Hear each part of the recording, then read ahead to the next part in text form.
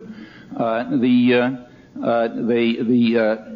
economic warfare and military warfare increased. International lending institutions were pressured to stop giving aid. An embargo was called at a time when Nicaraguan trade with the entire Soviet bloc was roughly comparable to ours. Again, I say it does not take a genius to figure out that the result of these policies will be to force them to rely on the only group we allow them to rely on to defend themselves against our attack.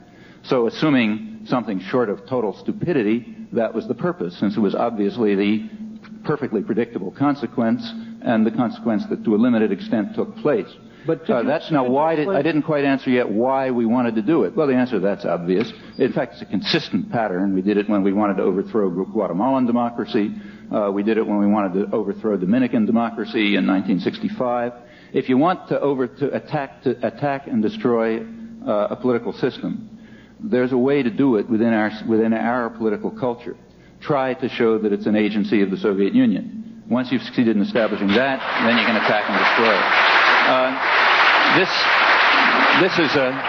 This is a record that has been replayed so many times since 1947, when Dean Acheson pioneered it with a totally fabricated account, as he more or less conceded, of the Soviet intervention, which didn't exist in Greece at the time of the Truman Doctrine. As he knew, and as we now know, the Soviet intervention was an attempt to try to get the Greek guerrillas to stop interfering with an imperial settlement that they had made with Britain, which granted Britain control over Greece. That's not even debatable anymore. That record has been replayed over and over. The Soviet Union, incidentally, does exactly the same thing when they want to invade Hungary or Czechoslovakia or whatever. They argue that they're defending it from CIA machinations, and they try to show that they're working for the CIA, etc. Other powers do the same thing. It's an obvious way we should do it. Now, was U.S. policy as inept as Mr. Perle suggests? On the contrary, it was extremely successful. The policy of liberal internationalism reconstituted Europe and Japan on the old order, on the old conservative order. Remember what that meant. That meant eliminating, often destroying by violence, the anti-fascist resistance in much of the world. It meant destroying labor unity. It meant blocking efforts at radical democracy that had substantial support in both Europe and Japan, particularly striking in Japan with the reverse course in 1947. It meant reconstituting something like the old order under U.S. control with enormous profits, just enormous profits for U.S. corporations, huge expansion of investment, of exploitation of the third world and so on. All of this an enormous and maybe unprecedented success. Now, the Third World, remember, had a very definite role in that system. Its role was to fulfill its function as a source of raw materials and markets for this conservative, quasi-democratic order that we had reconstructed by pressure and force, in fact, in Europe and Japan. And it did that. When I mention Honduras, that's just a symbol. That's a symbol of U.S. development policies everywhere. I mentioned Honduras because there was only 1 minute. But the point is not that Honduras is exporting snow peas. The point is that Honduras is not producing food. The effect of U.S. policies, take the Alliance for Progress. The effect of the Alliance for Progress policies in Honduras, in Costa Rica, in Nicaragua, everywhere, was to lead to what American economists called an economic miracle. Gross national product went up, and so did child malnutrition, the death toll, misery, and suffering. And the reason is, when you impose by force, of course, a development model in which production for domestic use is replaced by agro-export for foreign use, people starve, and you make profits. So you take land that was used for subsistence agriculture, you turn it over to ranchers linked to American agribusiness or the Hanover Company and so on to produce specialized vegetables and flowers and beef for pet foods and for the American markets. GNP goes up. Profits go up. A small sector of the local economy profits, and the population plummets into disaster. That's why there have been hundreds of thousands of people starving to death in Honduras in the last years. And in fact, pretty much the same story was true throughout most of Central America. Take Nicaragua. Nicaragua did have an economic miracle in the 1960s and 70s. Similarly, child malnutrition doubled, and general misery vastly increased.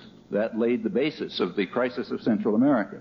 And similar things are true in much of the Third World. That's the effect of this development model. Let's ask Mr. Perle about that. You give me a response. The international liberalism that you said you liked, he's saying produces an economic model that it produces crops for export, which profit only a small sector and produces indigenous wide-scale poverty and starvation. Well, I think this is garbage, of course, is the whole notion, the whole notion that American policy consists of a group of people sitting in the State Department and figuring out how we can exploit the rest of the world, which is, in essence, what Professor Chomsky is asserting. It ignores the fact that I don't know what development model he has in mind. I imagine it's a Marxist development model. No. The American model we impose, I'm speaking of if you want to know what I have in mind, it's very simple. Independence. I would like... No, wait a minute. I would like to explain...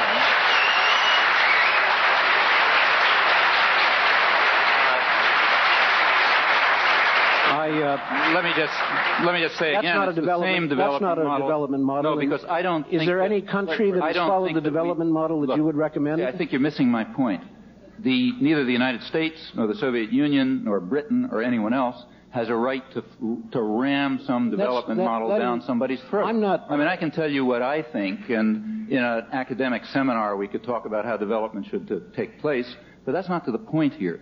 The question is whether the countries of the world and the peoples of the world are allowed to pick their own development model. That's the question. Of course they are, and in fact, if you look at the countries that have been most prosperous and most successful, that have picked their own path, and whose people have prospered and whose institutions are democratic and flourishing, they are, for the most part, countries that have maintained close and friendly relations with the United States. And if you look at the Pacific Basin, for example, the success stories in the Pacific Basin are countries like Taiwan and Japan and Korea. You can look at Singapore. You can look at Hong Kong. The development model that has worked there has worked with very substantial results and to the benefit of the people involved. They are independent in every sense. I notice how you slipped in quasi-democratic as a description of Europe, which... I don't know exactly what you have in mind. I'll explain. What explains the quasi, but it is a relevant question which you've dodged as to what development model you have in mind, because I think what I detect underneath all of this is a simple equation of independence with a development model that you happen to prefer that is something other than a capitalist model of development. And I think you ought to tell us what it is. Well, you see, you're assuming that I have your values, and I don't have your values. I'm quite sure you don't. Let me continue. I have my own ideas about how development takes place, but my point is that neither I nor you or the U.S. government or the Soviet government or anyone else has the right to ram those ideas down someone else's throat. No one's quarreling about that. If we were to have a discussion on development models, I'd be perfectly happy to discuss it. It's just not relevant here. In fact, let's take a look at the development models that you say have worked. If you look at them, you'll notice something very interesting. The ones you mentioned are the right ones. They worked in a particular way, the Pacific Basin. But in order to understand those development models, you have to look at the history of those regions. See, history and documents and so on really are important. You can't just spin this stuff out of your head. Now, the countries that have developed in the Pacific Basin are, in fact, the countries that are the former Japanese colonies. And there's a reason for that. Japanese colonialism was very brutal, but it was quite different from European colonialism. You look back at the record, you'll find it operated in a different way. Japanese colonialism, while extremely brutal, actually carried out development. And in fact, if you look at the history of these countries since the period of Japanese colonization, you'll see that development took place, industrial development, in fact, under conditions of extraordinary brutality. It then, of course, stopped during the Second World War and post-World War period, and then took off again where it was under pretty much the same model, namely a state-controlled, directed economy, which is what they have. We call it capitalism.